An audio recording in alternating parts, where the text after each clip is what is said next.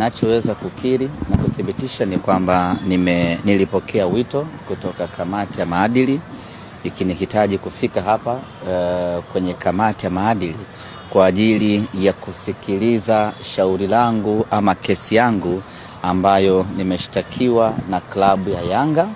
Na kesi yenyewe inasema ya kwamba kwenye mkutano wangu wa uzinduzi wa tawi pale Mbagala Chamazi nilitoa sentensi ambayo inasema adui namba 1 wa Simba ni Yanga na namba 2 ni Singida. Kwa hiyo wao wamechukua hiyo kuwa ndio kesi, na ipo tafsiri ya wao ambayo wametafsiri maneno hayo na kawaileta kwenye kamati ya maadili. Na leo kamati ya maadili imetusikiliza pande zote mbili, kila mmoja amewasilisha ushahidi wake.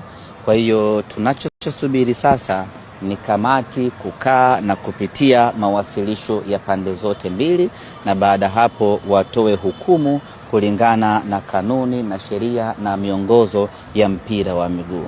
Hicho ndicho ambacho nipo kwenye capacity ya kuzungumza, lakini zaidi ya hapo siwezi kusema kitu kingine chochote kwa sababu kesi bado ipo kwenye kamati